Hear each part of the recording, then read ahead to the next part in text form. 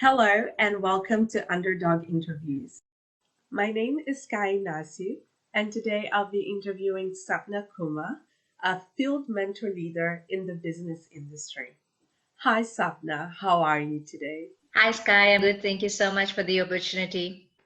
No, thank you for joining us. Thank you for your time. We'll just jump right into it. Can you please tell us a bit about yourself and a bit of a background on your career? Absolutely. So as I said, this is a great opportunity for me to actually showcase really what I've done. Not much, but little bit whatever I've done. I'll kind of start with the background. So I am basically originated from India. I've been born and brought up in India. I did my MBA with marketing as major. In India and joined one of the market research company called, at that point in time, it was called ORG Mark. And then it was basically bought over by Nielsen. Nielsen is an American company and it is present in close to 150 countries. So I had an opportunity to work with some of the best brains in market research company. So that's how I started my career. And then with my personal life, traveling along, it gave me opportunity to go to US. So I lived in US for about 5 years, predominantly because my husband was pursuing his PhD over there. And so I did a bit of work in the international center in the university over there. But it was purely on a voluntary basis because I didn't had a work visa, when I landed in US from India. And then after he finished his PhD, our next move was to Europe. So we lived in Italy for about close to 5 years, and I had opportunity actually to work over there. I started working with a startup company, which basically predominantly was trying to help all the business people who want from India who want to actually do business in Italy and from Italy to India. And I think I was a best fit there. So I produced a lot of business intelligence reports, and a lot of survey reports for them. And kind of, it was more like an close to, mergers as well, to some extent acquisitions as well, with a small company that I worked with that's called Paris and Partners. And then I basically did another certification course over there. Just, wherever I go, whichever place I go, I like to upgrade myself, if you want to put it that way. So I did a course over there where I taught English to or business English to a lot of clients over there who had their presentation in London, or any government meet they had. So I basically used to help them with their PowerPoints and things like that. So my clients were really like a Deutsche Bank and a lot of big banks and levers and things like that. Language was slightly a constraint in Italy, and so I was again a good fit there. I just loved that phase of mine because everybody listened. It was great actually. I really enjoyed that. And then we moved back to US for a year because my husband was on his sabbatical, and that was the time I gave birth to my kids. So I have two kids basically. And while we were over there, we got a wonderful offer from Sydney University. And so that actually brought us to Sydney Uni. And when we landed over here, I again got through in Nielsen, where I started my career with. And then I worked in different capacities. So I then again got my certification for internal auditing. So I'm an internal auditor as well. So I took up a position of quality officer in Nielsen. And then slowly, gradually, I guess I moved up into leadership position where a lot of work was being outsourced. And so I was at one point in time doing onshore, offshore management. And then there came a time when the entire department went redundant. So my position was made redundant. And then and this was the first time when something like that had happened to me, and I had absolutely no resilience for that. It was like kind of, I was a little lost. But then as my hunger to learn something new. And working in the organization, dealing with people, I realized I'm a very people's person, and so I want to do something in human resource management. And so I actually went and enrolled myself in master's degree and did my double master's with Sydney Uni, with human resource management and industrial relations, and then there on several research projects on group dynamism and leadership and things like that. And that actually ended up in me being associated with the universities in terms of running workshops. So the professors I worked under actually hired me, and they were developing a new program, a new unit, which basically had traces of leadership, conflict management, stress management, communication, basically very interesting topics. And so that's how I started actually my journey with Sydney Uni. And I ran workshops in Macquarie Uni as well, in terms of marketing, because that's my basic degree, and I have 15 years of work experience in market research. So I guess that comes organically to me. And then this wonderful opportunity came around with St. Andrews, where they were actually changing their model of working. And so they were looking for different head of faculty for different faculties. That's what they say. And I come into picture where business faculty is concerned. Oh, wow. That's amazing. Thank you so much for sharing that. That's actually inspiring to see that even though you lived in different countries, you always made an effort to upgrade yourself and keep on working. So, yeah, thank you for sharing. So, with living in different countries and experiencing different fields, how do you think that prepared you for your current position as head of business faculty? Brilliant question, I must say, Sky. I guess because I lived in different continents, I've lived in 4 continents, and my family is a very travel buff. So I've actually traveled to more than 25 countries. I've touched more than 100 cities. And so, what that has done is it has actually given me the thought, or my brain is being articulated in that way where I have respect for every possible culture, and everyone, you know um, every living being, let's put it that way. Because every new place teaches you something, and there's so much to learn. And then I realized that language is just a language. I ended up learning 7 languages. So I'm very proud of myself that way. But I guess what it did with me in terms of culture, I had respect for almost every culture now. And so that's what it did personally to me. And sorry, what was your question again? What it did to me professionally as well, right? Okay. So if you look at the work place, organization, you would find people from all walks of life. You will find people from entire globe. Globe is shrinking. You virtually will be working with someone who's kind of not from your ethnicity, not in the same time zone, sitting somewhere, in some part of the globe. Technology, like what we're doing today, you're in Sydney, but imagine if you were in Chile, you were in US, we would have done the same thing. So I guess it really helps there in terms of really having a good knowledge about cultural and cultural understanding. So I think it has enhanced my cultural compatibility, if I can put it that way. Oh, that's awesome. I'm glad to hear. And now you're making me want to travel as I well. always tell my students that if you have the time and if you have the resources, and yes, we're dealing at this point in time with the phase where the borders are closed, but I believe it's just a phase. I tell my students to travel, because every place in my eyes has something to teach you, and you end up being rich. Like while you're traveling, you don't realize, because while I was traveling with the family, even living in different continents, I used to feel it's a punishment for me. I have to make new friends everywhere I go. I have to look for new opportunities. But today, when I reflect back, I think I'm so lucky, and God gave me this opportunity. I feel totally blessed. Yes. Yes, I can actually relate to that because I'm originally from Mozambique, and since moving to Australia, I lived in three different states in less than 5 years.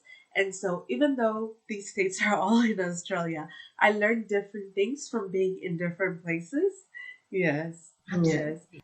So, now more professionally focused, um, what differences or similarities, even, do you see between teaching business and working within business?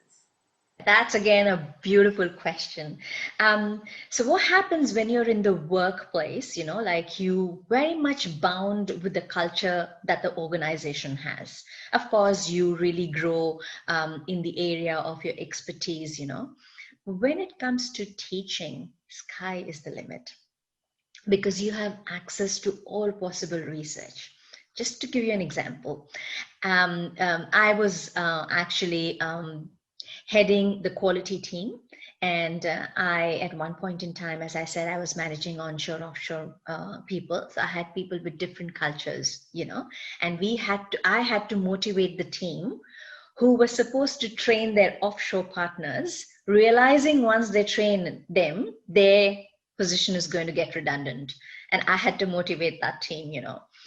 Um, if I was to do that job again today, after actually doing or having experience in the university working with brains, I would do so many things differently, because my perspective has changed, the way I think has changed, the way I approach, issues have changed. And I guess that's the power of academics. So you have access to a lot of research and you actually see how you implement that. That's awesome. So, with that said, would you say it's better for someone to first get some work experience or world experience and then get into teaching, or is it still okay to go straight into teaching? In my opinion, I think it's important to have a good academic background with, I guess, good corporate experience as well, because okay, I'll give you my example. So when I'm in the class running workshops, and if I'm dealing with a particular topic, I have so many examples to actually give them really what happened in my experience at the workplace and how I would do things differently, because this is what research is pointing about. For example, leadership positions, new research talks about humility, and it talks about really how a humble leader can actually make a difference in a workplace and how it's correlated with the performance, how it can be a game changer. So yeah, I think a bit of experience in corporate world always helps. That's good to know. Noted. Noted. Now, which students, because you see lots of them, what qualities would you say that graduating students who tend to succeed in whatever field they go into, what qualities do they usually have? So I guess, the stress these days is on developing a lot of soft skills with the degree that you do. So say, for example, if you're doing engineering or medicine or business degree, any degree that you do, I guess what I believe that, certain skill sets are very important. For example, cultural compatibility, communication.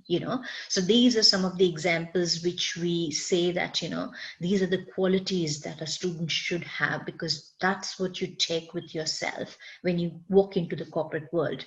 And that can, if you have a good understanding of that, it can really help you in making your day smooth. Let's put it that way. Yes, awesome. Thank you. And so, what kinds of experience would you encourage specifically business students who are unsure which career pathways to take to, go and find and do? Again, a great question. A bit of gray area there because it really differs from individual to individual. I think I will be able to explain you well with example, because I believe in actually explaining the concept with examples. So let's say, for example, if somebody is majoring in marketing and wants to develop their career in marketing, while doing that, they're not very sure whether they want to get into analytics, they want to get into sales, they want to get into creative part, because marketing is huge. So and it's perfectly all right to be confused, I think, while you're doing your degree, because people at 40 are confused. So I think it's good to be confused, because that will lead to actually explore, so my advice would be, follow your passion while you're doing your degree. Pick up as many internship as you can. That's going to give you a flavor, as in, what will come organically to you. If something that comes organically to you, something that you're really passionate about, the burnout will be less. I wouldn't say that you don't have to work for a single day. No, everybody has to work, but the burnout would be less, and you would really grow organically. Mm, that's great advice. Thank you, Sapna. I guess my next question is, there are different trends affecting different industries.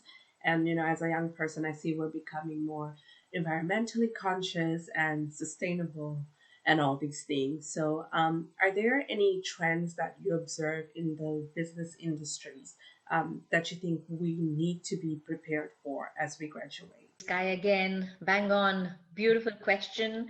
One of the units that I teach is basically sustainable mindset, because gone those days where companies would just think to make profit. But these days, companies actually are for, of course, making profit. Any business is there for making profit, but in a more sustainable way. So I guess, and thank God for today's generation. Millennials are very, very conscious, about environmental benefits, reducing carbon footprints. And I think their thought processes is to have a sustainable, mindset. So I guess that's the new, trend. So if you are really, or if you do have sustainable mindset, I think you then have to make sure that you join the organization that fits in well with your value systems. Because if you think something different, and or if that's not aligned with the value system of the company, your work will not be sustainable. Like your working would, or I would say the burnout would be faster. But I guess, again, over here, um, make sure you understand really what you're passionate about, understand your value system, and join the company that is in alignment with your value system. Yes. Oh, wow. That's actually really great advice. Thank you so much, Sapna.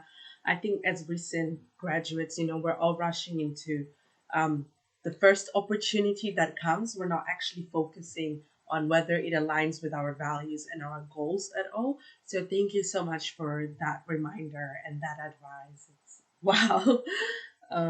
Yes, well, that's all from me today. Sapna, did you have any advice or last comments you would like to leave for our viewers? Have a hunger to learn. Oh, Never stop learning, because I think the day you stop learning, that's the end. mm, So never stop learning. I always would love to be a student, trust me. Because and you can learn from anyone. I learn so many things from my kids. Unbelievable. But mm. yes, they do teach me a lot of resilience and patience. Yes, I am sure I teach my parents a lot about patience as well. Well, thank you very, very much, Sapna, for your time and just giving us such great advice. I really, really appreciate it. Now, thank you, Sky. Wonderful set of questions, and I wish you all the very best. Oh, thank you very much. Thank you. Thank you all who tuned in and watched this video. I hope you really enjoyed it. I'll be putting the links to mine and Sapna's LinkedIn just in the description box. Thank you.